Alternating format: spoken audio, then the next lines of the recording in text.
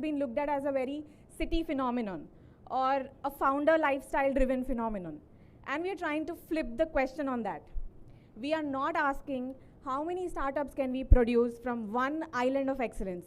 Instead, we are trying to ask how many startup founders can we nurture from every village, in every district, across sectors, and from every kind of family.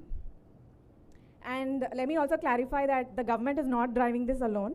Along the journey, the government is working with industry, academia, investors, and entrepreneurs as equal architects in this journey. And we have to do this because despite our early riser efforts here, the next breakthrough entrepreneur may not even be from this room.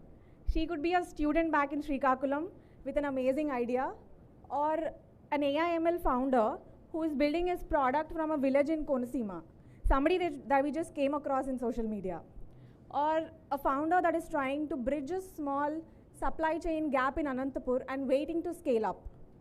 At RTIH, our mission is to enable the ecosystem to find all these people before they exhaust their energy, time, and interest in trying to find the right ecosystem. To guide us on that today, we have a stellar panel with the best voices from the government, industry, academia, capital, founders, and mass entrepreneurship.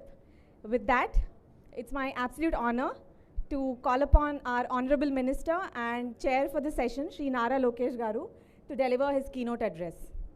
Over to you, sir.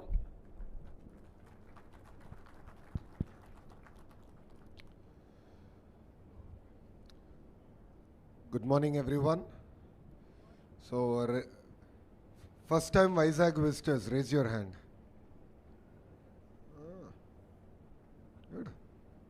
I hope you're getting time to enjoy the city. I think the city has a lot to offer. So thank you, Dhatri, for doing the context setting, and I would like to thank all the panelists for being here, taking time off your busy schedule. Our former President of India, Abdul Kalam ji, said, "You have to dream before your dreams can come true." If you look at it, we have a Chief Minister who's a dreamer. In the 90s, he spoke about one house, one IT professional. Today, he's talking about one house, one entrepreneur. And that is the cornerstone of the activity that we are now trying to do here in Andhra Pradesh. So under the leadership of all the panelists here and their feedback, we are now looking at a very decentralized approach of nurturing talent, of incubating their ideas, and ensuring that these ideas actually get executed in the field. If you look at it, great companies were never founded in fancy offices. They were founded out of the sheer passion, fire of an entrepreneur who believed that there is a problem in society that they are supposed to solve. And there are quite a few entrepreneurs here who have done that in their journey. This is exactly what we want to harness. We want the industry to guide, nurture, and create a platform for these entrepreneurs to implement their ideas. And as a government, we are focused on matchmaking. So it's about entrepreneurs on one side, it's about the venture capitalists, the private equity players on one side, and then government doing the entire facilitation, even with educational institutions. So this is the core fulcrum of what we're trying to achieve in RTIH. Yes, we've had a 5-year pause, but at times a refresh is a good idea. So our entire innovation ecosystem, this time around, we believe that it should be led by the private sector, and that will make this more sustainable.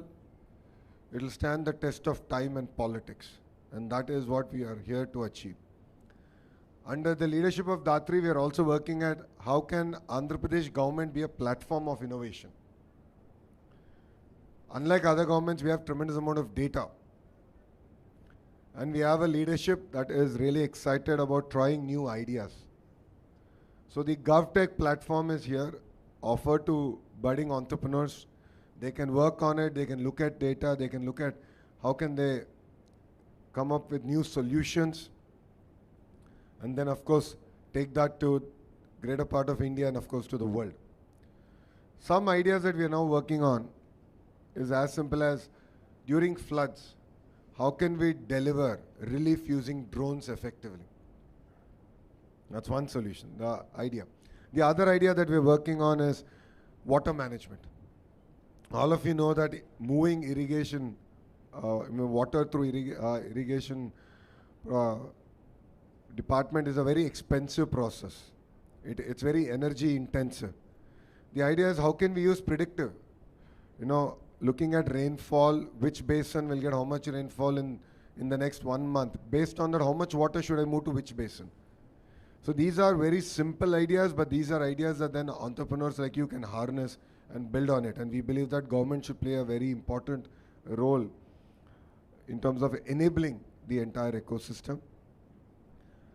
I'm looking forward to hearing from entrepreneurs on the dais, to all the funders, partners on the dais, to look at how can we create a more sustainable, private-led ecosystem. Because honestly, if you look at our peers, states that have had head start, they're all private-led ecosystems, and they've done exceptionally well. And I'm sure entrepreneurs here can vouch for it. So I'm looking forward to working with you on one, incubating it, executing on the entire ecosystem, to also giving us feedback on the areas that you would like to see improvement on.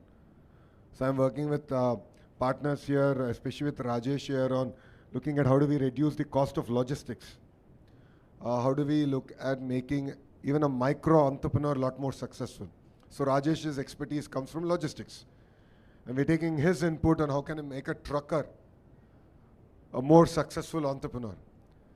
So entrepreneurship is a bit glorified with IT alone.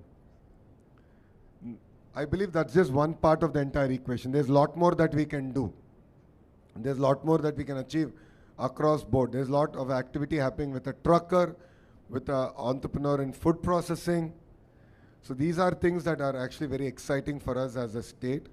We are looking at how can we make, a person who's an entrepreneur who's making 50,000 rupees a month, make 1 lakh rupees a month. Someone who's making 5 lakh rupees revenue, 50 lakh rupees. I think that's the exciting part, and I believe that's the only way that Andhra Pradesh can move from being a $180 billion economy to a $2.4 trillion economy. So we are really excited to work with entrepreneurs here, and RTIH is ready to work with you, look at even structural reforms as a state. We are willing to look at every law that is there. We're willing to rewrite every law that is there to ensure that you not only have a soft landing, but you actually thrive in this ecosystem. Thank you. Thank you so much, Honorable Minister, for setting that forward-looking roadmap for us. With that, may I now call upon our co-chair for the session and Honorable Minister for MSME, Shri Kondapalli Srinivas Garu, to please deliver his keynote address.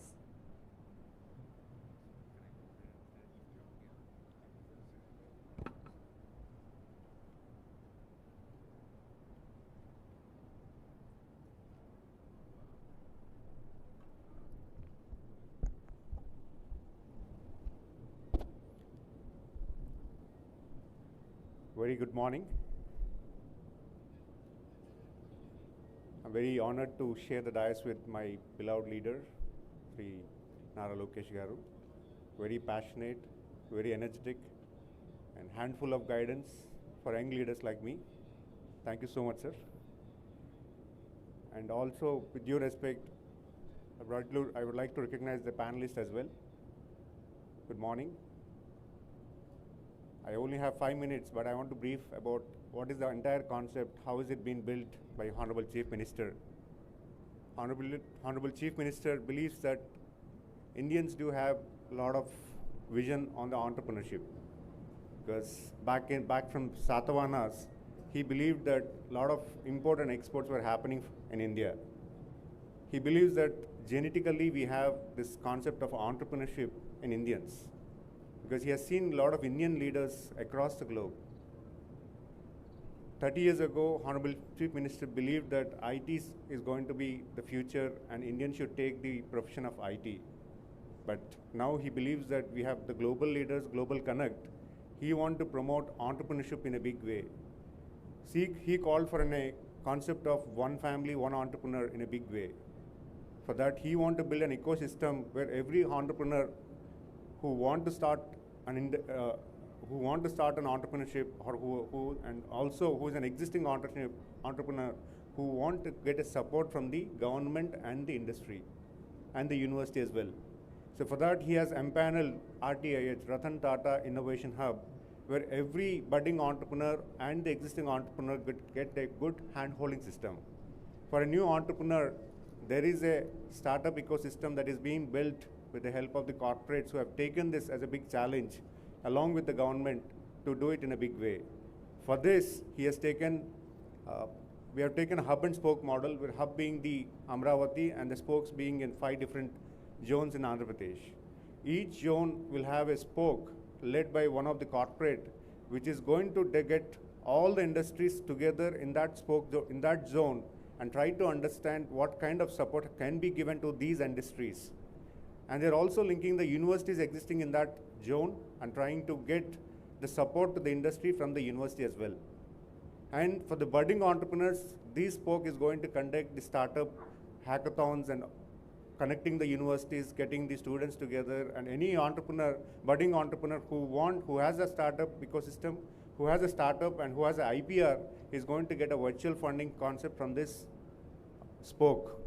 And the hub is actually going to coordinate all the spokes in a big way.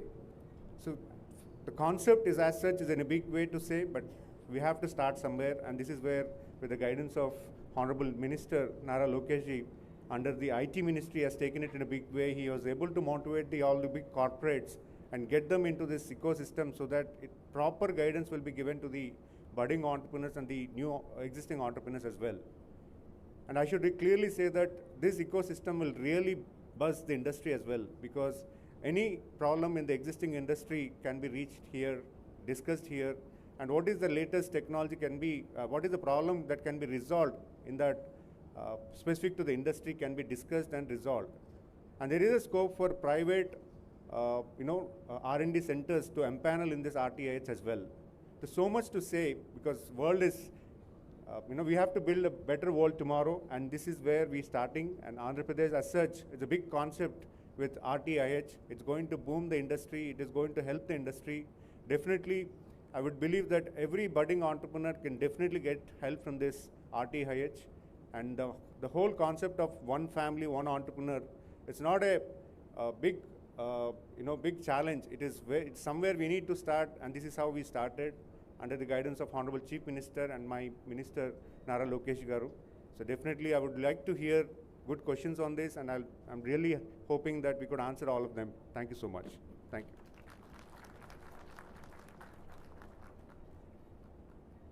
Thank you so much, sir.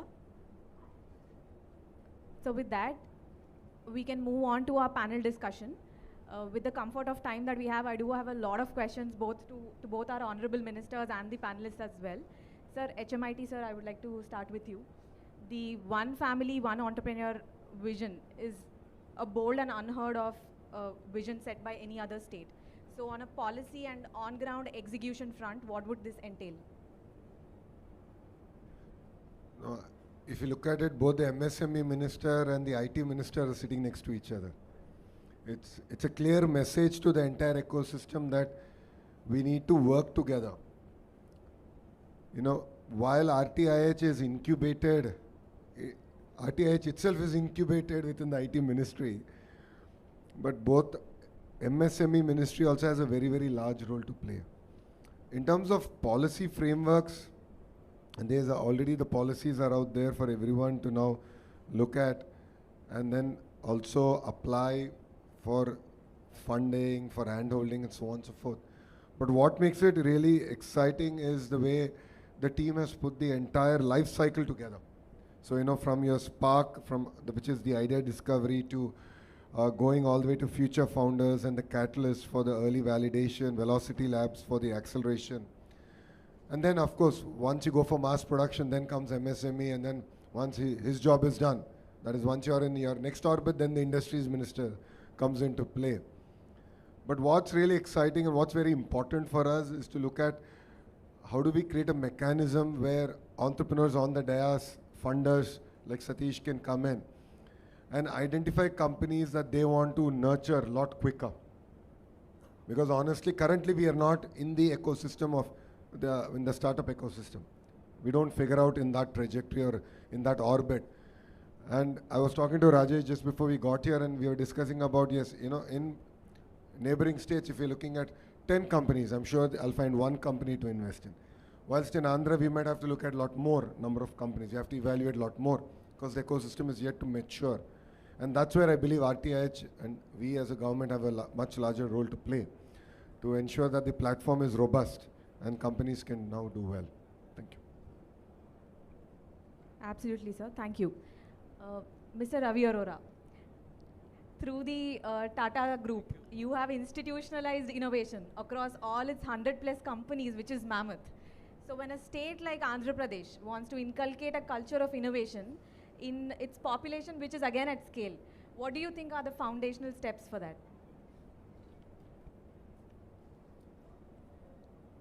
So I'll try to give the answer in two parts. One is very similar to, for example, Tata Group has about 1 million employees, and equivalent to entrepreneurship is intrapreneurship. That's what we have been trying to drive at Tata Group. In the last 10 years or so, we have been able to actively involve 150,000 employees across the group companies, Tata companies, who have come forward, do some interesting stuff, take some risks, do some bold experiments, and make presentations to the management. Now, in the whole process, what I feel is a risk. VCs are there for risk capital, but VC's pitch, in my view, is from the startup point of view. But and most of these startups today, which are data oriented, they're hungry for data. And there needs to be a VC equivalent from the corporate side as well. Now, I don't know how to solve this problem, but the problem is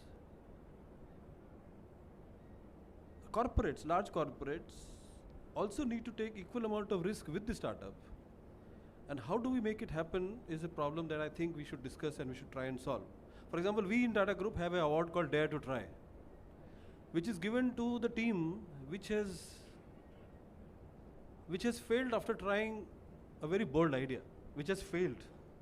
And what we give to the team is social capital. We recognize them in front of a crowd. We talk about their failure. We talk about the lessons that they have learned.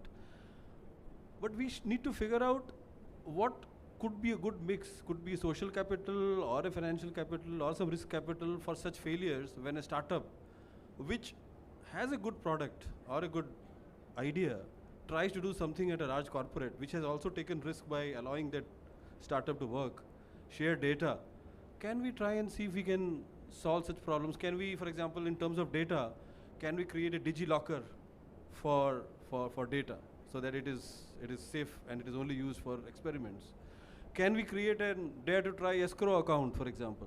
So these are some thoughts, but I think we need to discuss more, nurture, and because if you want to move fast, as we heard HCM, one family, one entrepreneurship, it gives goosebumps initially when it sinks in. It gives goosebumps. That's wow, this is going to happen. And when I came in last time, when I heard this, I was quite. It took some time to sink in. But I think if once it sinks in, I think we'll find ways and means to do it. If we all are united, if we are all are aligned, I don't see any reason why this won't happen. So thank you, Dhatri, for this question. Thank you, Mr. Arora. The dare to fail concept is so important, and this is something we should inculcate at a society level. Make failure, especially in entrepreneurship, less of a taboo. I think that is one of our agendas as well. Now we'll have Mr. Rajesh Yabaji. Rajesh and we share a common alma mater. So anything interesting that he says today, me, along with a couple of other KGPNs here, are going to claim partial credits for that. Mr. Raj.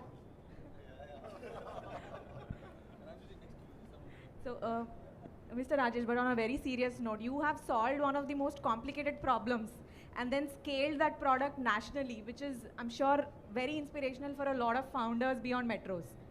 So, solving So for a founder who's building out of, say, Vizag or Vijayawada and wants to scale up from tier 1 and build to national and global markets, what do they do to do it without relocating? Yeah. See, I think as Lokesh Garu was saying, right? I mean, it's been like 10 years. It's the 11th year we're building BlackBuck, and I was actually working in Guntur for 4 years before I started BlackBuck, and I think this links to the question which you are asking, right? That you know, probably imagining to start up in Guntur is hard because you, like, let's say, you know, most of us, you know, probably like my parents, I was from an agricultural family background. Like, so by the way, you use the word Srikakulam in your opening talk. I am from Srikakulam. So you're saying that a boy sitting out of Srikakulam, can they imagine? Okay, I'm a boy sat out of Srikakulam and have been able to imagine. So, so what I was trying to say is that, you know, most of us are from either service families or are from, like, you know, agricultural backgrounds in this part of the, you know, Andhra. Right? For us to really imagine how a dhanda runs versus, let's say, you know, when people are from family business backgrounds, it's actually very different. And the next breed of entrepreneurs and the generation of entrepreneurs are actually very much mission-driven entrepreneurs. I have found very, very less percentage of people who say that, you know, they're starting off, you know, just because they want to make money. I think it's always been driven by purpose. And what that does is that that actually creates the next step to be very, you know, very vague. They don't know what is actually the next step. That was, you know, for me while I was based out of Guntur, right? And the only, you know, simple thing for me was to essentially step out and take a relocation to Bangalore so that I could, like, interact with entrepreneurs there. And this I'm talking 2013-14 ecosystem, where probably you can compare that with, you know, maybe today, you know, Vizag, or, you know, maybe 1-2 years, you know, before that. So, and there were hardly companies which probably would be like $100 million valued, right? And if you're $100 million valued, you're like one of the big boys on the Kormangla street, right? So that was the timeline where, you know, I sort of relocated there and did. So to answer your question, Dhatri, indirectly, I think most important to build for the globe from India. I think it's largely more to do with aspiration. It really doesn't really matter whether which city you are in, right? Once you've cracked the code. Assuming you've cracked the code and you want to really build for the whole world, you can sit out of here and build for the whole world, right? What's really important is, if we can be in the ecosystem of Vizag, and how can we crack that? And this is what I tell some people, is that Bangalore has been an ecosystem where I never had to take out a flight to sort of, you know, meet an investor. Investors used to essentially fly down. So I think capital is one of the very most important ecosystem enabler which we need to solve, because capital is also a validation for the entrepreneur. Let's say, assuming I'm an entrepreneur, I'm building a problem statement. Now, you know, I drink my own Kool-Aid every day. I think whatever I'm building is the best. The most important test is when you go and tell a person that, hey, I'm building this. Would you like give me, you know, a few lakhs of rupees which I'm going to invest and burn in my company? Are you okay with it? Then the person says no, right? That's when you get to know that, okay, I'm not probably building the right direction. So capital generally is a very strong validator of what you're building. And the second biggest thing, which I think Vizag should probably never ever have any problem with, because, you know, which I think yesterday Honorable CM also was mentioning in his, you know, statement that, you know, globally 1 out of 4 people is, you know, is IT in Indian, and in IT 1 out of 4 is like Andhrites. And even at BlackBuck, I think 40 to 50% of the people in technology are Andhrites, right? So I think Vizag, you will not have a talent density problem. I think if people you find, you know, would be like far richer, would really want to work from this particular place, I think that's the second biggest sort of enabler. And in these enablers typically are launched onto a platform which I think Andhra is very blessed with, because I think this is probably the first government and the people like you, Lokesh, I've spoken to, who understand what is innovation, who understand what does it take to build companies, who understand how to create change. He mentioned one statement in his opening speech: we will change the laws, you know, in line with what entrepreneurship needs, right? It's a very heavy statement to make, and I think if the intent is like that, Vizag has a platform which basically is really, you know, catalyzing and lubricating this entire ecosystem to build out. And I think the parts which I talked about, I think capital, which probably is again a network effects ecosystem, I think that's something which probably can easily be solved by, you know, by the frameworks, by the two people sitting on the right and left to me, right? And yes, so I think I feel, I think the critical mass has to be solved. Maybe we need those, 10 success stories. If that happens, I think, we just start rolling. And I think we'll find ourselves maybe, 4 or 5 years down the line, things are activated and we're speaking as if, it was a problem of the past. Absolutely. We need those hero startups that will then spawn and set off the ecosystem in AP as well. Now I move on to Mr. Sateesh Andra. Sir, you've been one of the most prominent voices of capital in the Telugu states. It's great to have an investor lens here through you. What would you say are the steps we need to do to de-risk a young founder? And when are you moving to Vizag? I think that's the next question I would have.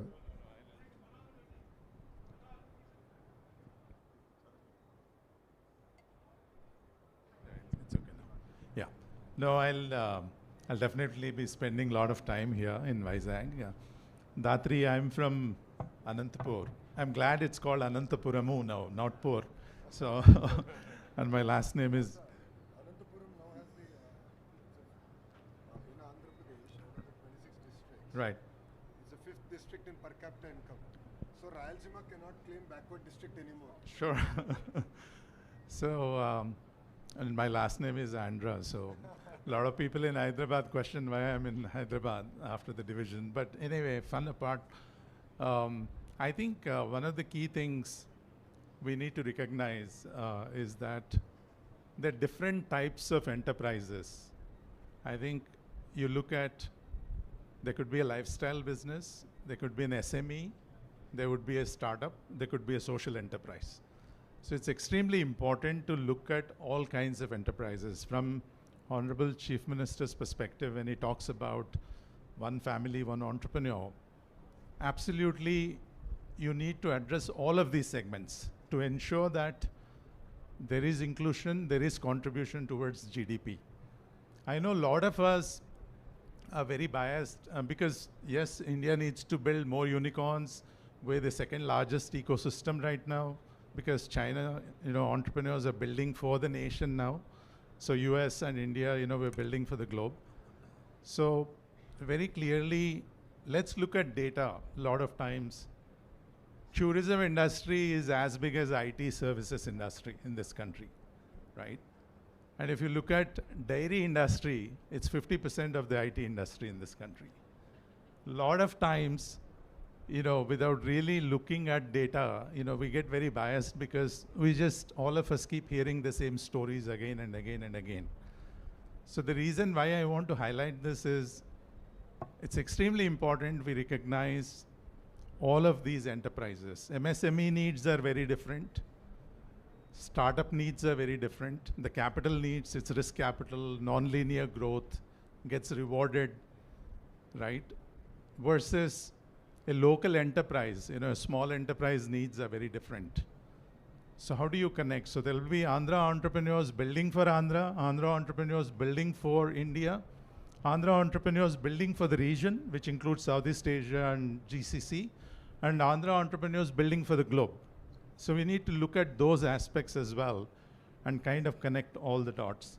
I think what is unique about RTIH, Honorable CM's vision and Lokesh Garu's vision is that if you really look at how do you reduce the risk? You reduce the risk. We have plenty of talent. Now, how do you connect that talent to customers? How do you connect that talent to capital? And how do you connect that talent to infrastructure? How do you institutionalize that framework of connecting an entrepreneur in any of these segments to capital, customer, and infrastructure? And I think RTIH has a very pivotal role to play. And the way it's structured, it's so unique that you've got a hub, you've got the spokes, you've got the industry, you've got the academia, you've got the centers of excellence, and pretty soon there will be a fund, and there'll be a bunch of funds actually, not just one fund. There should be a fund for startups and innovation, there should be a fund for SMEs, there should be a fund for social enterprises, fundamentally, and a mentor network that kind of handholds each of these entrepreneurs depending on their requirements. Because in the end, every entrepreneur creates wealth, shares wealth, creates employment, contributes to the GDP, both direct taxes, indirect taxes, and we have to empower all of them.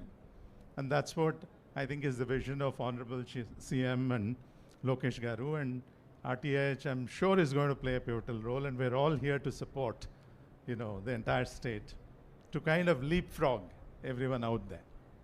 Yeah. Thank you, sir. I'll have you talk about the fund in the next round of questions, but just as a follow-up to the answer that you've given, what can we, I mean RTIH and the state of Andhra Pradesh, do to better help VCs connect their capital with talent in AP and also enable them to enter the state faster? I think Rajesh talked about capital validation. I'm a very firm believer that capital chases talent. It's not the other way around, right? So when there is talent, I think investors are greedy. They go everywhere where they can find talent. And also today, entrepreneurs have to look at, we're a connected world. While there is geopolitical scenario out there, a best entrepreneur raises capital from where it's plentifully available, builds it where it is inexpensive, markets it where they get a premium, and exits where they get the highest valuation. So you have to have that mindset, right, to be able to do that. So to me, I think let's create success stories. I think you've seen, you know, in Pulala Gopichand Academy, I always take this example, right? Prakash Padukone, not to belittle anyone, I mean, all of these are great sportsters. He set it up 30 years ago. Pulala Gopichand, again, Honorable CM played a big role, you know, obviously supporting the ecosystem. 15 years ago or 10 years ago, he set up the academy, and you've got plenty of players in the top rankings of the world, right? Badminton. Success breeds success. When I see someone becoming successful, I get inspired. And then I say, oh, I can do it too, because, you know, someone I see every day is able to do it. Now I will leapfrog because I take that playbook and I go a step further and I can do it even better. So to me, I think let's absolutely find that talent, support that talent, and showcase that talent. You will be, you know, obviously saying no to many of the investors because they'll all be calling you. Thank you, sir. That was beautifully put. And a note to my team, please steal the lines. It's a tweet waiting to happen, especially the journey of the entrepreneur that was just articulated.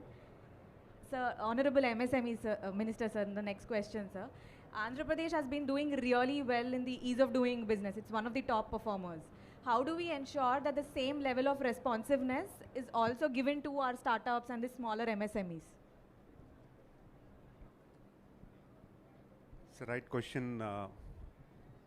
In fact, the entire industry has been aligned to to promote entrepreneurship.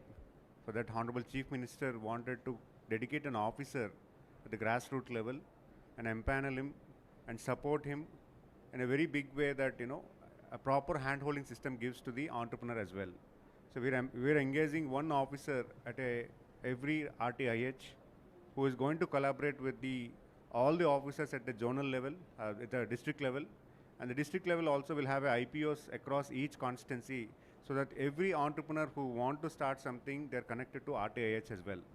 So that's a very big way to go, but definitely we want to promote entrepreneurship. Honorable Chief Minister's vision for 2047 wants every family should have one entrepreneur who could really prosper the village, his place, and the country as well. Being second highest populated country in this world, we are the biggest consumers in the world, and we can produce for our own needs, and we can also produce for the global needs as well. Honorable Chief Minister believes that if we could establish the ecosystem, definitely India could prosper, and definitely every family could prosper. So that is how the Honorable Chief Minister has been guiding us.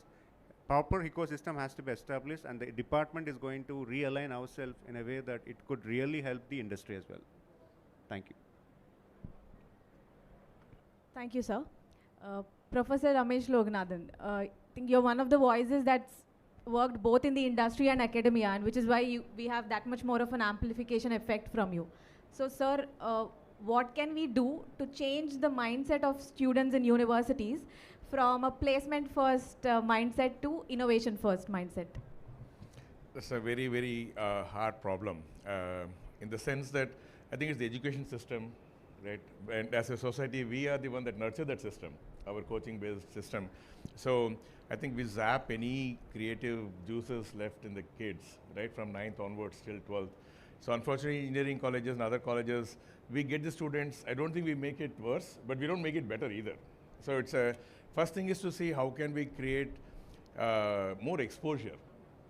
We don't, if you look at it, like when I see any of the, especially students, when they come out with ideas and such, by and large, it's around maybe e-commerce or education, right? Very, because their world is so limited, their exposure.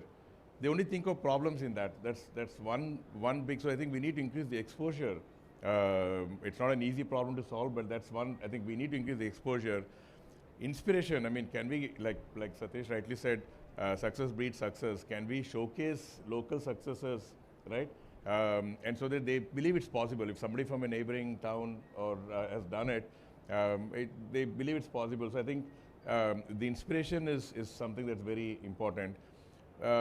We did this, I mean, I know Lokesh Garu said things paused for 5 years, but before that, when we were trying the FinTech Valley, we did try to create a culture of trying to, I mean, hackathons.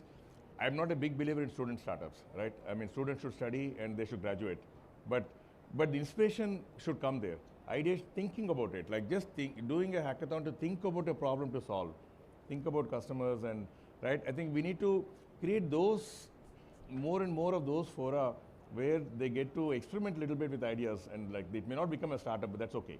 But they start to think, today it's a very job-based as an end outcome, but otherwise their day-to-day life is exam-based.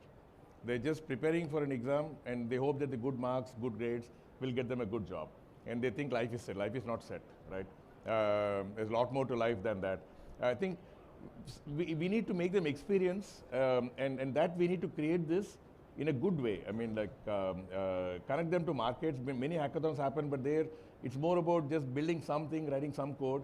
Can we create hackathons where they think about customers and problems, users and problems, and try to solve that? I think that at scale, I think the framework that RTIH is creating in the hub and spoke model is a good framework to devise something at the central level and roll it out all the way up to like maybe even a district level and have hackathons that roll up to a state level. But doing it in a way that's very user, customer, problem focused is very important. I feel that alone can bring about change in mindset, and that change in mindset is the starting point. Thank you, sir. At RTIH, we're really excited to launch something we're calling InnoTribe, which essentially is going to be an RTIH accredited network of entrepreneurship cells across Andhra Pradesh. And through that, we aim to democratize the aspiration of entrepreneurship in itself and also ensure that student innovators find that pipeline to enter the startup system. Dhatri, one interjection. Lokesh, you generally do things with speed. I have one small idea when Professor Ramesh was speaking. A lot of institutes and schools, they are very delayed at helping students decide whether they want to take placements in their final year, because they generally stumble upon an idea by 3rd, 4th year. And my own alma mater has implemented this very recently. That and this was there in all Ivy Leagues, obviously. It's there in IIT Bombay, it's there in BITS. You can defer your placements in 4th year, start off, and if the fear of failure, like let's say if you fail, if nothing works out, you want to pick up a job, you can actually within 2 years come back and sit back again in placements. So this is something in Andhra, like you can look at doing it with speed. You create a safety net, and then because in Kharagpur, I mean, lot of us, lot of kids, like lot of friends wanted to, but then it's like that pressure of, okay, our parents thought that this kid will graduate, get a job and support family, and then, now I don't even have a job, right? So that one safety net you can create from like day one. That was a really good suggestion, Mr. Rajesh.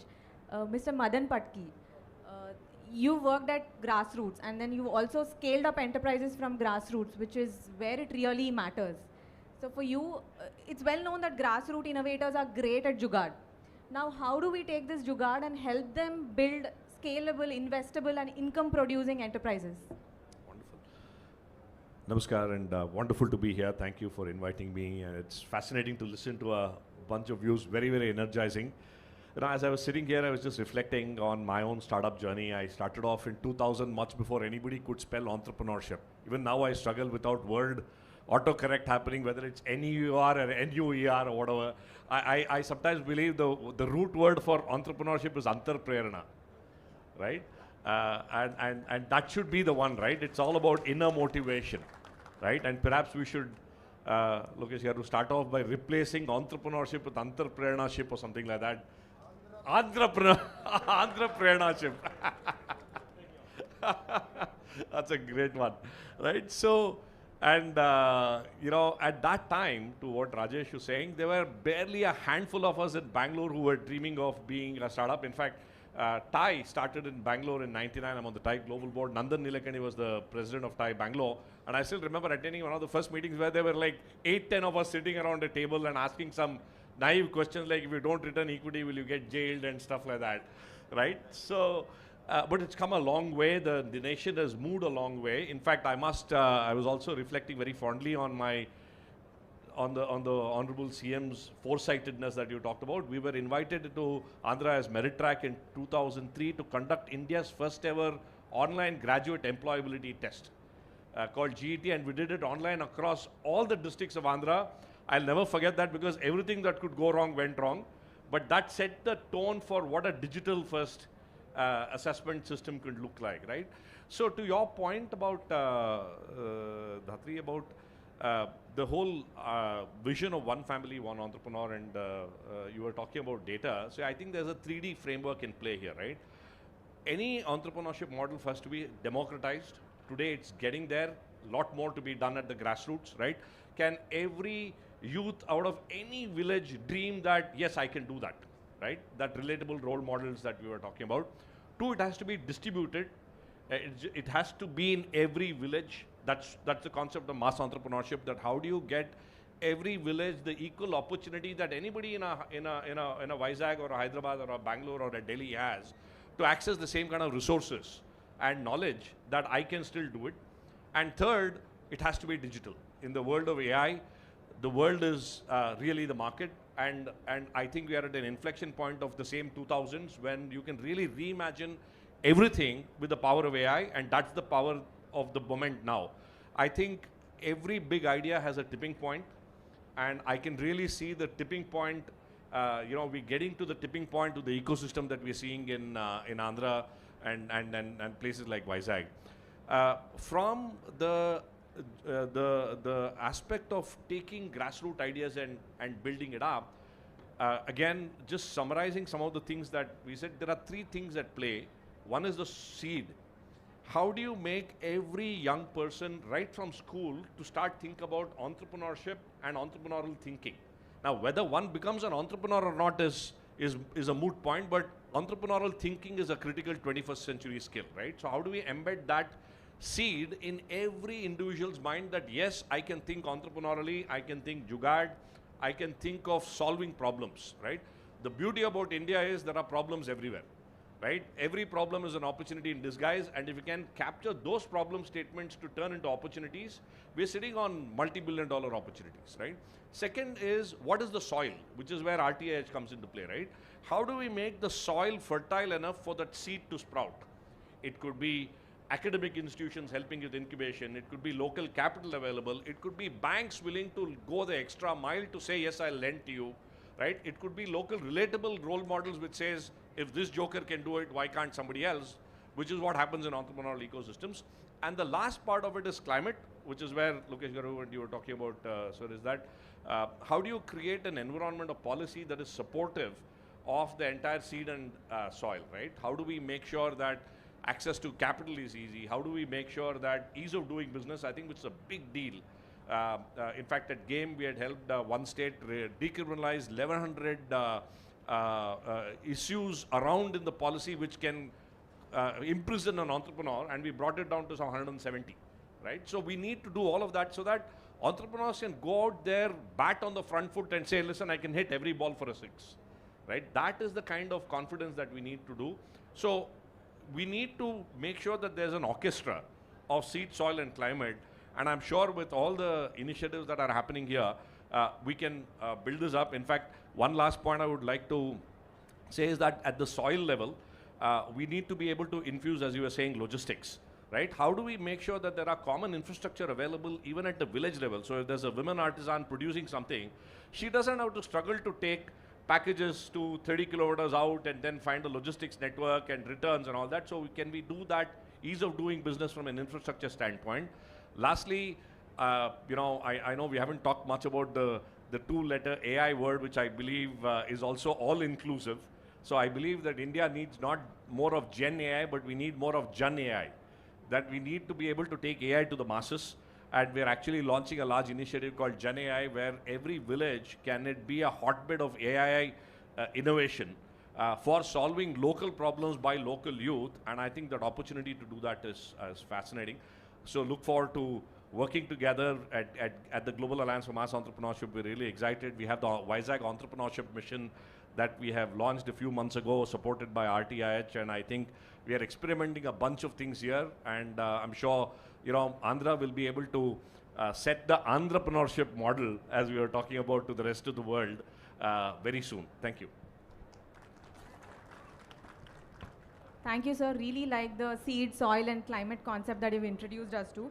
Hopefully through RTIH as well, we have something called MINE, which is essentially a micro incubator network across Andhra Pradesh, where we have mobile incubators traveling to the remotest parts of the state and taking innovation and the incubation ecosystem right to the doorstep of the grassroots innovator. He need not go searching around for the right ecosystem.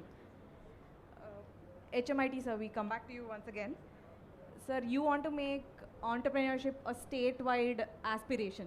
So how can we ensure that cohorts like women, rural entrepreneurs, MSMEs, students, the mission reaches all of them? That is one. The second one, sir, we have a lot of investors, students, innovators watching us today. So what is the signal that AP wants to send out to them? I'm getting all the tough questions. No, I think, to be honest, well, I'll answer your questions, but I think the entrepreneurs in the room, first thing you need to realize is you need to have fire in your belly. Please understand that. There is an example for us, that is our Chief Minister. Just look at his journey. What was Hyderabad in '94? Nothing. He took a barren land. He got L&T to build a round building called now Cyber Tower. Then he managed to steal Bill Gates out of a cocktail networking dinner, pitched Hyderabad, got them to do their center. ISB was coming up in Maharashtra. He hijacked the flight that was going to Tamil Nadu, Madras back then, to Hyderabad, served breakfast with his own hands to all the who's who of India to get ISB to Hyderabad. Let's look at what is he doing now. The quantum mission that's getting created in Amravati. When he first called me and he said, "Yaar, I want to do this quantum thing," I'm like, what is he even talking about? So I went to ChatGPT. I said, ChatGPT, give me a 2-page note on what is quantum, what is the ecosystem, what does it mean? But please understand that he didn't leave it there, right? He follows up, the persistence, perseverance. So why am I sharing this with you is entrepreneurs here, you need to understand that there will be 99 naysayers. It won't happen. Why are you wasting your time? But it takes that 1 second every morning to say, no, I'll go get it done. And I'm sure Rajesh will agree with me on this. I'm sure, family members themselves are like, నీకు ఎందుకు రాబోయి అన్నీ నువ్వు హాయిగా ఉద్యోగం తీసుకో నీకు మంచి డబ్బులు వస్తాయి కానీ ఐఐటీకి ఎందుకు పంపించారు డబ్బులు దండగా నీ పైన these are the questions that we get asked but that fire in the belly is what all of you need to have. You need to drive, you need to be patient, you need to be persistent. Coming back to the question that is asked here, right? I think there's a lot of work that we need to do. So, as Dhatri is heading RTIH as in 2 young ministers, relatively young, now I have a lot more grey beard, but relatively young ministers, we have to look very inward looking. With all the panelists here, we need to sit, we need to work, we need to analyze, we need to introspect the changes that we need to bring. Let's accept one fact. It is not easy to do business in India. Let's accept the reality. While every one of us is trying to, top the ease of doing EODB or now Andhra may speed of doing business, let's accept fact that it is not easy to do business in India. But what I'm promising to every entrepreneur in this room is Andhra is a platform willing to change. We are here, we are willing to look at every regulation, law, to make your lives easy, to really deliver in spirit on the ease of doing business. We spoke about, logistics in the village. We spoke about the artisan who wants to supply the product to the US. Or to the grandmom who's making pickles at an industrial scale and sending it to Europe. Or the households making tapes from Kaja and trying to send it all the way to Southeast Asia or even to Australia. Logistics matter. Certification matters.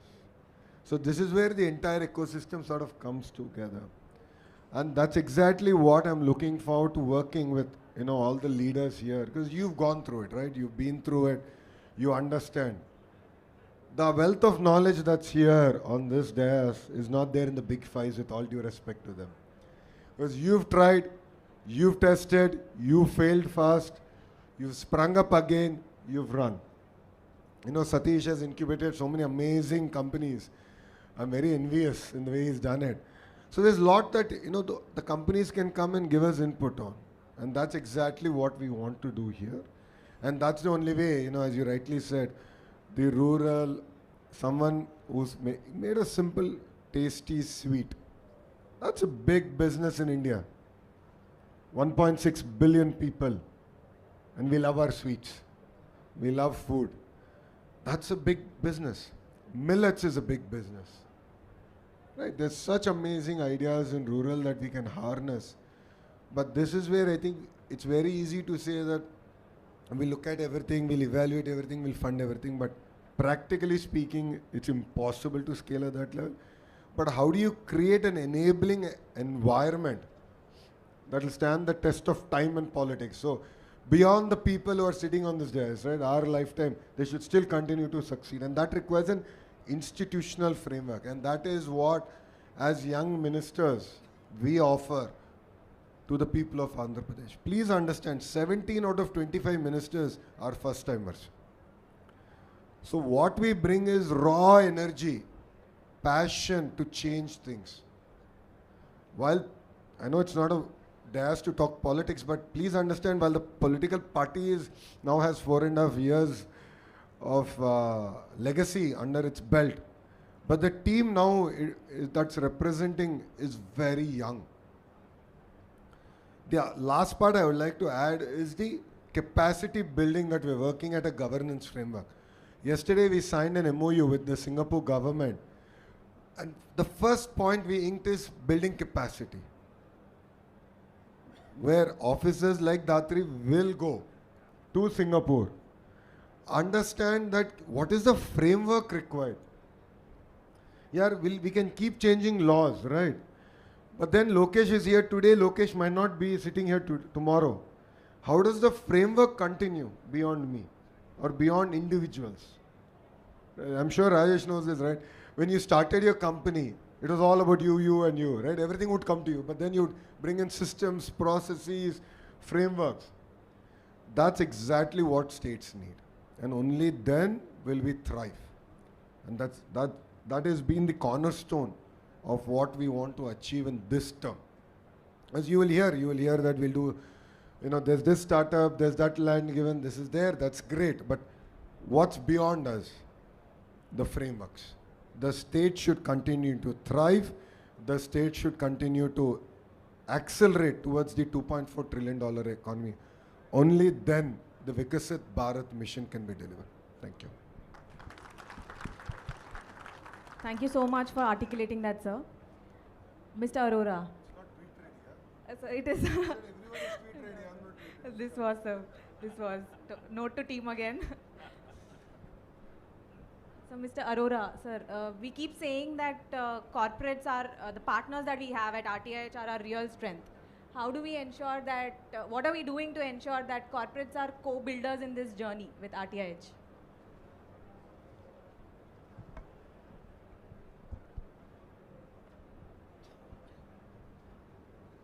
So I think Sateesh mentioned that capital chases talent. I think it's no different. Even corporates also chase good products, good companies, good services, good talent. So, in fact, everybody chases good talent and good money. So, there's no doubt about it. So, I think if you're talking about RTIH and the role of corporates, I think Lokesh Garu mentioned about ease of doing business. But when you mention about ease of doing business, I think the context is obviously mostly startups. How can we nurture startups faster? But I think, at least in Tata Group, what we say is, how do Tata companies become most attractive corporates for startups? That's what we try to do it. Can we do something so that we become the most attractive? Because we are there in almost every industry. We have thousands of problems. In fact, starting Monday, we are starting a program for shop floor workers and supervisors, asking them to identify problems which can be solved using AI. We are targeting about 15,000 shop floor workers in this month, to help them identify problems. Then we train them, and then we put them with mentors who have done AI projects in Tata companies, and try and see how we can scale. In fact, my team does a lot of work in identifying startups, giving them use cases. We publish use case every month on an open website. Startups apply, participate, we discuss, and then when it comes to giving an opportunity to startup, we find there are a little bit of rough edges.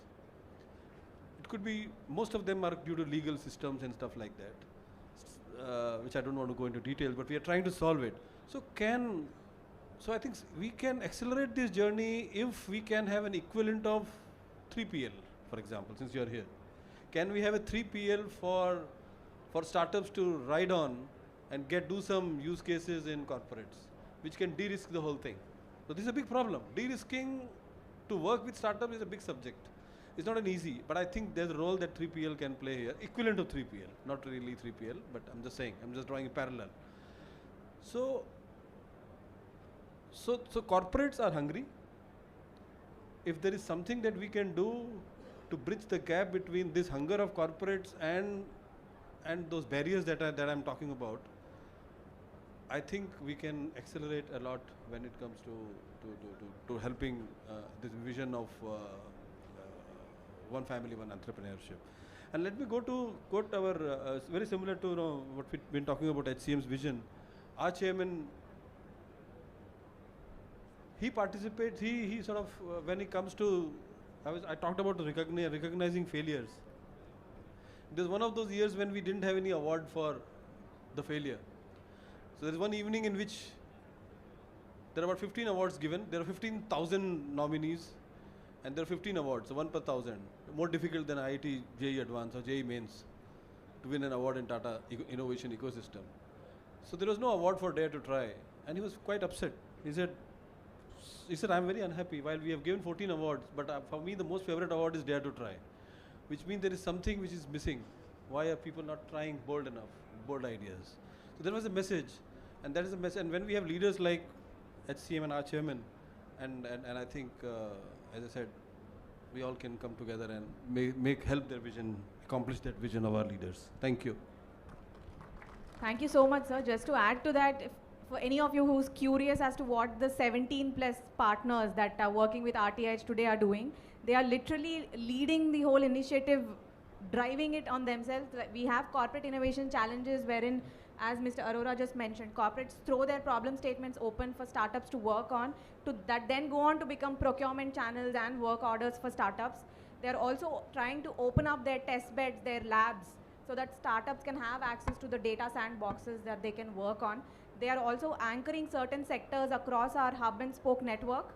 And also imagine the best people in the corporates that are coming in now as mentors in the RTIH network. So we're really grateful for all the support that we're getting, sir, from the corporate and the knowledge partner network that we have in RTIH.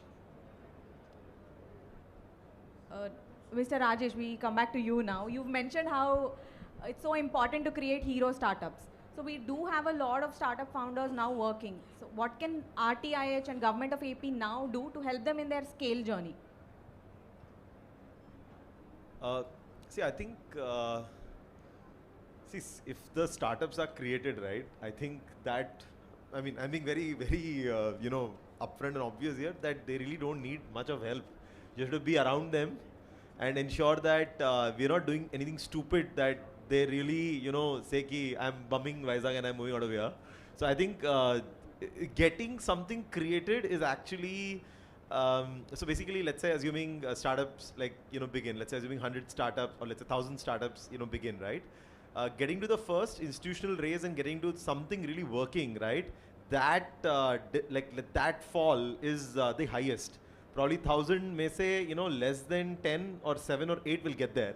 Once it's working, the chances of these companies probably, IPOing maybe 30 to 40%, right? So literally after it's created, after the founders know what they want to do, how to figure things out, etc. I think, letting them be and not disturbing them too much is how I will put it as. And if they come to you guys for help, figure it out or at least act like you're helping so that they tell the good things about you guys, right? Yeah. Point taken. We're just going to let them be if they already started up and doing well. Yeah. You'll land me up in trouble, boss. Mr. Sateesh, sir. So you're already helping us do this, but I just wanted it to come from you. The Alternative Investment Fund, especially a state-backed AIF that we're trying to build. What kind of design principles do we put in place so that the private capital is not hesitant to invest in that? Yeah. I know Bhaskar Garu is here, is very actively, obviously working on this, and it's been a dream of Lokesh Garu also. So I think first thing we need to do is make sure that it's privately run and it's neutral, right? And it's very focused. The most important thing is that a lot of states do a mistake of course, we need to create a fund to support entrepreneurs in the state, and that's important. But also to create that escape velocity and to create the success, we should be a bit more flexible. One of the things we could do is that if you have significant operations in AP, right? Even the founding team could be in Bangalore, could be in Hyderabad, could be in Chennai, it doesn't matter. I'm not saying all of them, a portion of them. If they have significant operations in AP, right? A small piece of the fund could be allocated to them. So I think when we create a platform like that today, I mean, if you really look at Startup India took birth 10 years ago, a 10,000 crore allocation by government, Honorable Prime Minister, all credit to the Commerce Department, right? DPIIT. The 10,000 crore had a multiplier effect of another 10. So 100,000 crores went into the startup ecosystem, right? So very similarly now, if you look at, there's a deep tech fund, there's an AI mission, there's a quantum mission, there is RDI fund of 1 lakh crores that is recently announced. So there are several initiatives. There is Self-Reliant India, which is an MSME fund. That's again another 10,000 crores. One of the things we need to do is leverage all of these schemes. State will definitely contribute and the private investors will contribute. But let's make it a neutral platform, privately run, and run for profit, and run on merit primarily, right? So that it'll only grow and become really big. I think that's the plan, and that's the structure. All of you and Bhaskar Garu, everybody is kind of putting into place. And I believe that, like I said, we should have at least 3 funds or 4 funds, from my perspective. We should have an innovation fund. I think there are some ideas, how do we jumpstart innovation? Like you talked about, speed of business is the tagline of AP today. We talk about a lot of deep tech stuff. We have fundamental problems in this country about deep tech, and you talked about it, ease of doing business. Today you can't import chips. You got to go to Singapore, you got to go to Taiwan to get the chips, primarily, right? In China, in certain areas, if you do phase 1 trials of biotech, you are allowed to commercialize that as long as you pass through the safety test. In India, you have to wait for several years to get through phase 2 trials, which is, phase 1 is safety, phase 2 is clinical efficiency. So there are certain things, certain knobs that we can turn, right? Very similar to what was done in STPI. Very similar to what is being done in GIFT today. GIFT is outside of the purview of SEBI and RBI. That is to fast track. I think as a state, we have certain levers to kind of create. So we should have an innovation fund. We should have an MSME fund. We should have a social fund. And we should also have a women entrepreneur fund. I think we should have multiple funds, absolutely, which are all run by very, very efficient fund managers, right? So that we can create this ecosystem that will evolve and make us, all of us, proud and give enough opportunities to the entrepreneurs. Thank you, sir. Dhatri, I want to add one thing. On this, the scaling part and early startup part, right? Government is always one of the biggest customer of services. The amount of spend government does, right from technology to, let's say, obviously at a national level, defense to logistics to etc., right? And like in many countries, lot of startups, I think 30 to 40% startups are building for government as well, right? So in that direction, like we can probably review every spend, and generally we find that it's not a very, open area to really go and innovate. And if that we can open up, that can actually give a lot of startups rooms to really grow within the state for the state consumption. Absolutely, sir. You keep talking about making AP the GovTech capital of the world. That is something we have in cards, where we really are serious about developing GovTech, civic tech solutions here in AP, and that becomes the epicenter of innovation in the governance front. That's in full control of yours. You can just enable and debottleneck that. No, see, the matter of fact also is that the entire speed, right? I mean, if you look at the mojo of Andhra Pradesh now, it's all about speed of doing business. Where did it all start? It started with a conversation that Chandra sir of Tata Group and I had while I was dropping him at the airport. So he came to meet the CM. So one way the industries minister, the other way I went with him. He said, yeah, we don't get time. So might as well steal that 40 minutes in the car so I can do my rapid question fire round. I wish I recorded, I should have got this camera and put it there record. I asked him, I said, sir, this time around, what would your advice be to me? He said, speed. His point was, please understand that today, pretty much all large organizations are doing north of billions of dollars of investment. Speed matters. A 6 months delay, once projects get grounded, entire business plan goes for a toss. Why am I sharing that with all of you here is that conversations that we have are very serious, are in-depth, and the state actually acts on it. It's not, acha baat hui hai, I got a chance to meet Chandra sir, took a selfie and we forgot. No. In fact, that's not a priority. Our priority is more, what is the feedback? What are the areas that we can improve? So as Sateesh has also shared that, lot of changes, it could be regulatory changes. And that's why I keep jokingly saying, in Andhra Pradesh, we have the double engine bullet train Sarkar. So you have Namo, as we say. So Namo is no longer just Narendra Modi ji, it's Naidu and Modi ji together. So the idea is our ability to champion policies at the national level is also something, we have appetite for it. And the beauty is Government of India also is recognizing the fact that incremental reforms are not going to get us where we have to. The beauty is that today Government of India, like when I talk to Piyush ji or Ashwini ji or even Nirmala madam, they're all like, you tell us what we have to do, but double digit karna hai. We have to grow at 11-12%. You tell us. Transformative changes we're willing to do. I think that is exciting. And that is something where I'm looking forward to working with leaders on the dais, off the dais. Because tell us the changes that you look forward to. It could be in biotech, in chips, our ability to import, our relationships even with countries, our neighboring countries. These are things that Government of India is very serious, passionate about, and Andhra Pradesh is one state that can champion those conversations. Please understand, like Google's investment in Andhra now sounds great, but it took us 13 months of hard work. We followed on, we worked on regulation, data privacy, lawful intercept definition, data embassies, to retrospective taxation. We really worked on it. It was done in the interest of our great country, our nation. In the process, Andhra had first mover advantage, so be it. If other states are sleeping, I can't help it, no? Like quantum mission. We are not looking at just bringing a quantum computer, but we are now working on how can I tap the entire funds available in the quantum mission, build the ecosystem, now go back to manufacturing.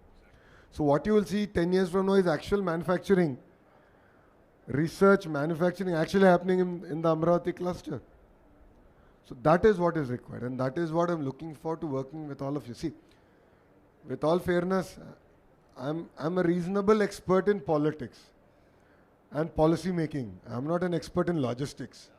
So I look forward to working with Rajesh on logistics. I look forward to working with Sateesh on how do I create the ecosystem for fundraising. But you need to challenge us, you need to push us, and only then we can create this vibrant ecosystem that can not only make Andhra Pradesh proud, but India proud.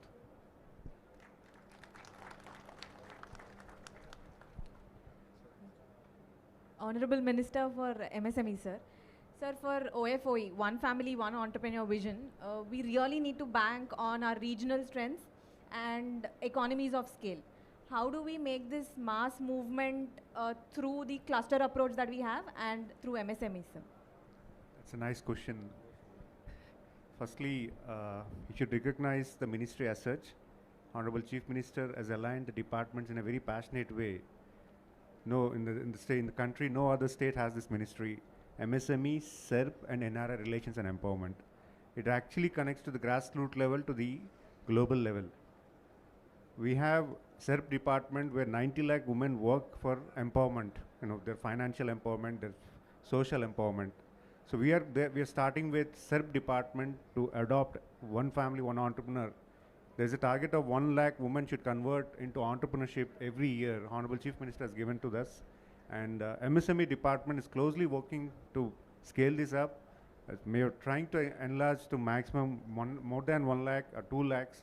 We're trying to create the ecosystem, getting the private players, train nurture the women, form the value chain, create a brand, and so that there are a lot of verticals altogether. They have food processing, they have gifting culture, they have a lot of good ideas which can be taken into a global value. So the government is clearly working with the private partners to empower these women. SERP is actually adopting in a big way with one family, one entrepreneur. And as such, MSME is closely working with SERP department and RTIH, and along with the Ministry of Industry as well, to connect the global value. And we also have the NRT ministry here, which is closely working with all the NRIs. There is a large Telugu diaspora which is across the globe. We're inviting them, connecting them to the state, trying to build the network so that the market access can be, connected to the global value, and all the products that are being manufactured or being produced here can be scaled up to the global value chain. So there's a big way to go, but we are starting here. We're aligning the departments to work. We're building the policies to get into that line, and we're taking the private partnership. We are taking the help of RTIH in a big way. It has to be a closer connect, and we are also taking the cluster approach. As such, Honorable Chief Minister has divided the entire state in a cluster approach so that the large industries are connected to the ancillary units. So the logistic cost can be reduced. As such, we have automotive sector in the Anantapur. We have a petrochemical side in the across the Visakhapatnam port, and we have bulk drug across North Andhra, and we have steel industry in the North Andhra. We have IT hub in Visakhapatnam. We have quantum hub in the Amravati. As such, there's a lot of, and the drone hub in Kurnool.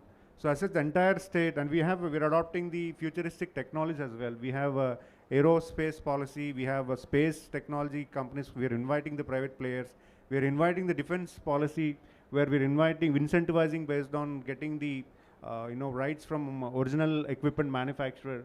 So a lot of policies have been built to adopt, to bringing the industries to state of Andhra Pradesh, and also creating an ecosystem where the cluster approach can be taken in a big way, incentivized, and we also have a big thing called 175 MSME parks. Honorable Chief Minister believes that getting the employment close to the city is not the right way. He thinks that the rural people should really get an employment. So he has created 175 MSME parks. So these rural people can really start somewhere with better ecosystem, better facilities. With these parks can really accommodate them in a big with a good support, where their capital investment and operating investment can be reduced.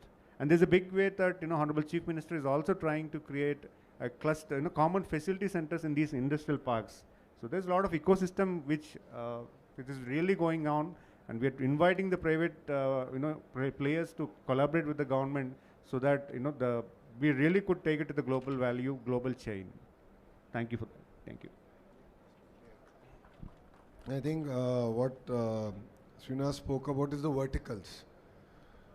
I'm sure if anyone visited my sessions earlier, you would have heard this from me. Vertical and horizontal integration in a cluster. Horizontal is where my ministry comes in, which is education, right? Let's take solar cell manufacturing.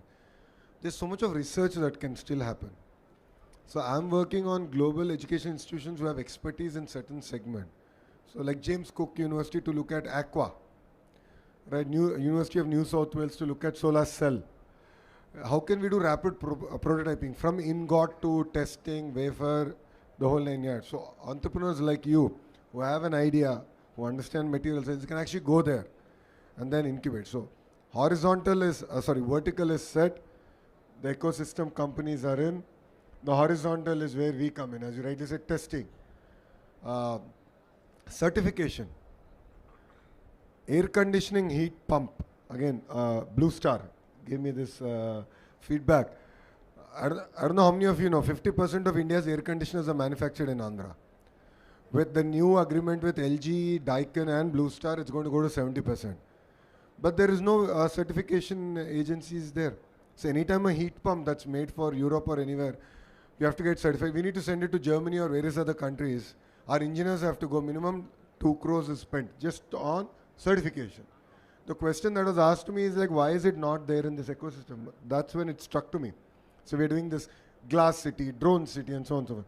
So certification, testing, common facilities itself becomes a huge draw for entrepreneurs to actually come and look at. So just to add on to what you said. Thank you, Shri. Yeah, thank you, sirs.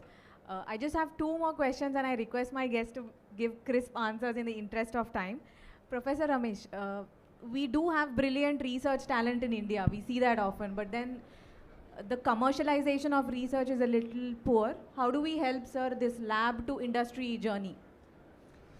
I think first off, we need to get those good research institutions, right? I'm with an institution that our CM Garu created, right? Ground up. Like Lokesh Garu said, ISB was brought in, but Tripartite was created ground up, his vision, right? And he created, and I think today it ranks in 25, 26 years, it ranks now among the top 1 or 2 in the country for AI research, right? And maybe top 5 in the country for overall computer science research. I think we need those institutions to come up first. I mean, lab to land requires good quality research happening. So on one end, we're going grassroots, intent entrepreneur. On the other side, you need to get those, like Sateesh said, technology for the world, right? Or the innovation for the world. That will, by and large, be based on some deep science, deep tech. So I think there needs to be those research centers created first. The mindset, I think, when the vision of the government that day was like, you create an institution within the government framework, it will become yet another government academic institution. It was kept outside the government framework. Today we are a private university, our sole promoter was the state government. And I think that mindset is very important, so it cannot, so it should be started with that mindset that you're doing research and with the intent to commercialize, the Israeli model. I don't think we have much of it in India today. IITs had a long way before, and now they're changing last 10, 20 years, but still very slow to change. Institutions like IIT are good in this sense because we have to generate our own funds. We have very strong intent to commercialize, but we are limited in bandwidth in terms of what we can do. We're doing good, but we could do much better. If you create a new breed of institutions with that intent, Israeli model is what I would suggest. Create those hubs, small hubs, PG research institutions. Teaching is not the focus. I think that is required with that new mindset is what I would think can bring about a significant shift. Thank you, sir. Through the numerous centers of excellence that we're going to have in the RTIH network, hopefully we do an actionable interaction with our knowledge partners and research institutions. Mr. Madan, the last question to you is, how do we make entrepreneurship a mass movement and not just an urban privilege? Very wonderfully said. I think the first thing begins by, and I've seen it happen, the miracles happen. We've taken literally zero educated, illiterate village youth, and in 6 months to a 1,000-hour intervention, we've transformed them to be English speaking, digital illiterate entrepreneurs, professionals. We've done it for over 100,000 youth across 100 districts. So much so that two of my rural youth and I are the first day for sure, the entire incoming batch of all civil servants of the country, where we talk about transforming rural poverty. That's the power. So at RTIH, if we can shout from the rooftops that there is unlimited potential in every youth, right? Make them believe that they are capable of miracles, miracles will happen, right? So I think that is the second thing is the journey that we've been talking about of youth. 4 stages quickly. One is inspire. How do we inspire them? How do we create aspirations in them to become entrepreneurs? How do we get them to respire where they start? And how do we get them to perspire where they start growing? If we can speed up this journey of inspire, aspire, respire, perspire through RTIH and get as many people to experience that journey through a pyramid, the speed, Lokesh Garu, that you're talking about, if we can hit that and we fail fast, fail forward, it'll inspire people to say this is all doable. And that's what we need, right? I'm a big lover, and I'll end with that of the movie Kung Fu Panda, right? How a common panda can become a Kung Fu warrior is all by belief and by the ecosystem around shouting and celebrating successes. And I think RTIH is ideally positioned to make that happen, and it will happen. That's the belief that maybe we'll leave this panel with. Thank you. Thank you so much. This conversation was so rich that maybe I'm biased, but I feel like there should be a part 2 just for RTIH, or we should probably make a mini series out of this conversation. I know, sir. So on that note, they say that all good things must end, especially a time-bound panel session. I think I'm here being urged to end this. So on that note, thank you so much to our honorable ministers. Sir, you both have set the vision for innovation that now gives us the mandate and the momentum that we need. Thank you so much to my distinguished panelists. All of your inputs were really honest, actionable, and thought-provoking, and we're going to make sure to take it forward. A big thank you to all the entrepreneurs that are attending today. You are the reason why this ecosystem exists and why there's an urgency for us to build it as well. A huge thank you to the audience who've been standing for over an hour to listen to the panel discussion. It's really great to see this. And my sincere gratitude to CII for enabling this pivotal discussion to happen and for your continued support to the state of Andhra Pradesh. Thanks a lot. Over to you, ma'am.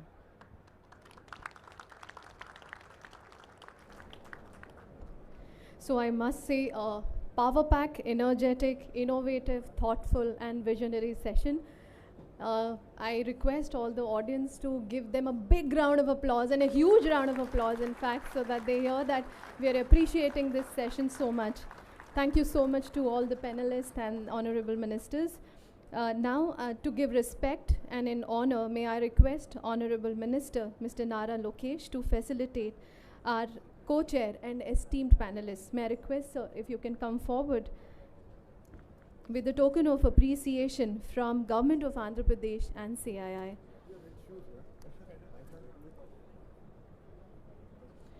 Honorable Minister of MSME, Shri Kondapalli Srinivas Garu.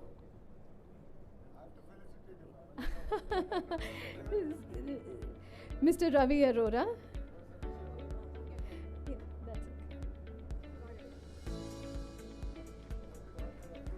Mr. Rajesh Yabaji.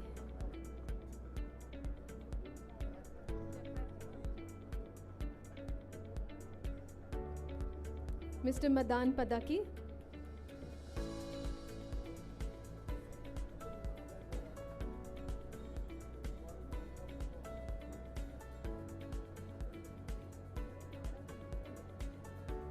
and Professor Ramesh.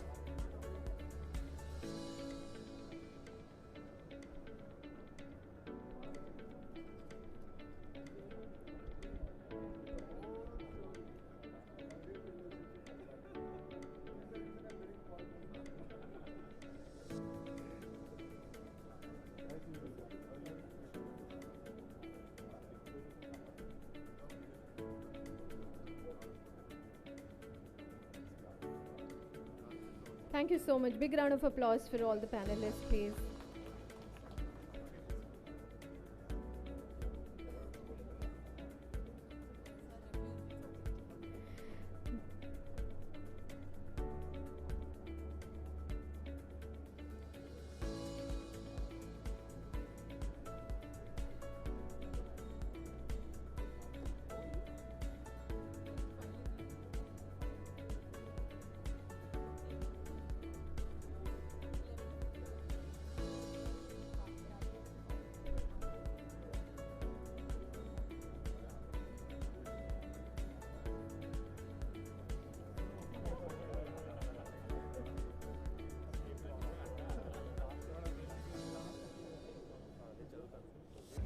It's an opportunity for all of us to witness the exchange of MOUs. May I now request Honorable Minister Mr. Nara Lokesh and Kondapalli Srinivas to initiate the exchange of MOUs, please.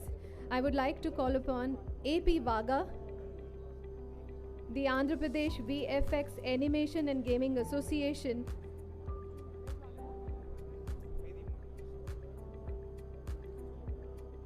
through this collaboration, they will establish a center of excellence in AVGC XR right there at Amravati. It will also extend incubation support for startups in the media and entertainment sector, helping them to scale cutting-edge innovations and take Andhra Pradesh to the forefront of the digital creative revolution. Can we have a big round of applause for them, please?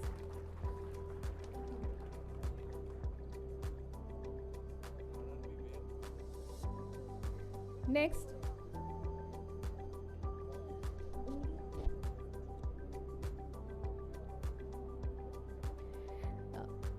Next, we have Startup UAE.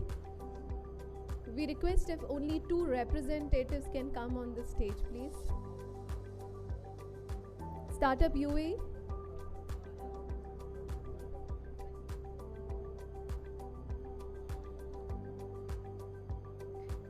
This MOU will launch a startup exchange program, giving RTIH incubated startups access to international markets, investors and network across to UAE. It will also create a bridge between RTIH and UAE-based innovation entities.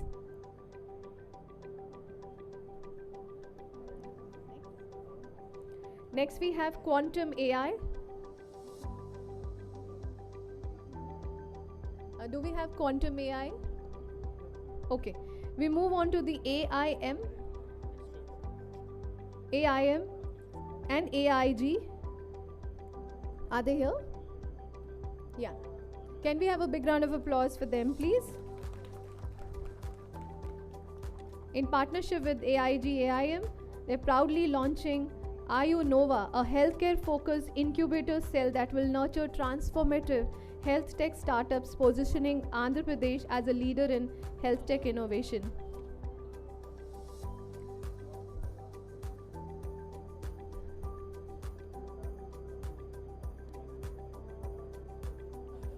Startup Runway. Are they there? Yeah. Next up, we have Startup Runway.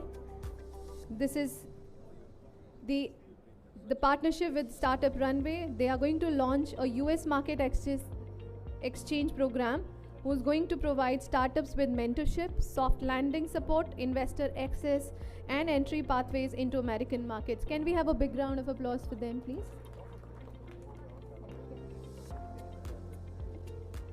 And the last we have is RRP Electronics Limited.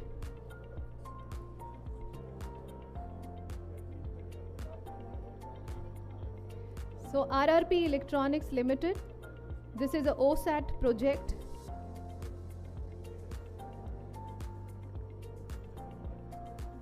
This is a OSAT project which is talking about outsourcing semiconductor assembly facility, and they're investing around 10,000 crore of worth of investment. Can we have a big round of applause, please?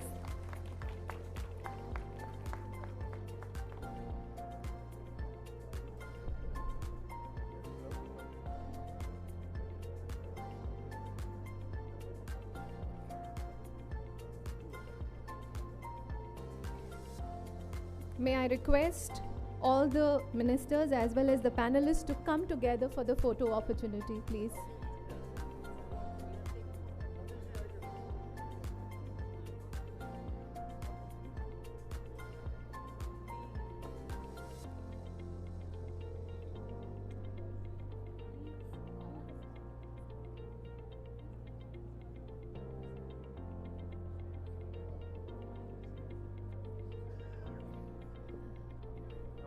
Can we have a photo op, please?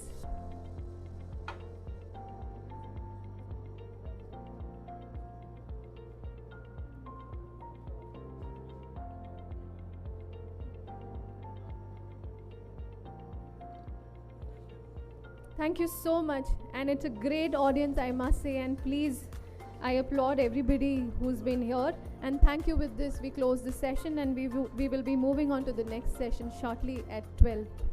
Thank you.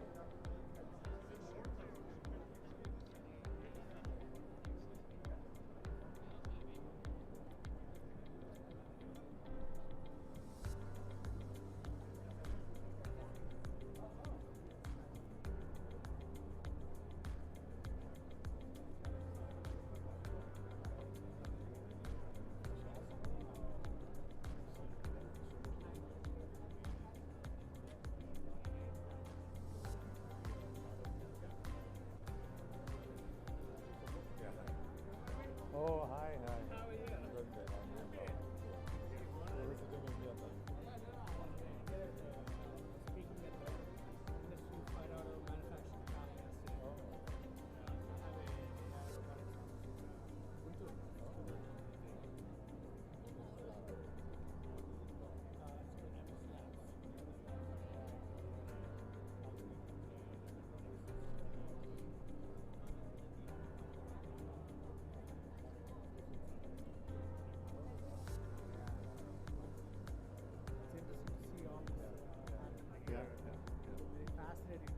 Correct, correct. Yeah. How long are you here? I'm here till Tuesday night. So we'll go tomorrow. And you're back in the Bay Area? I'm back in the Bay Okay. Area. We're coming for the wedding? Yeah. Rod's wedding is coming, right? Yeah, December. Okay, good, good. Yeah, I'm picking up some stuff for the wedding. How is everything? How's life All here? well. Good, good. Hi, sir. It was a fantastic talk. Thanks. Harsha here from ITC. Yeah. Hi.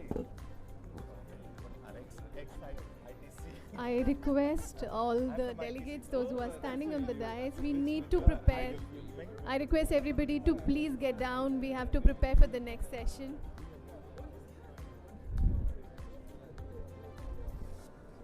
I request all the delegates, those who are standing on the dais, please get down. We need to turn around the session and prepare for the next session, please. It's a humble request for everybody to please get down.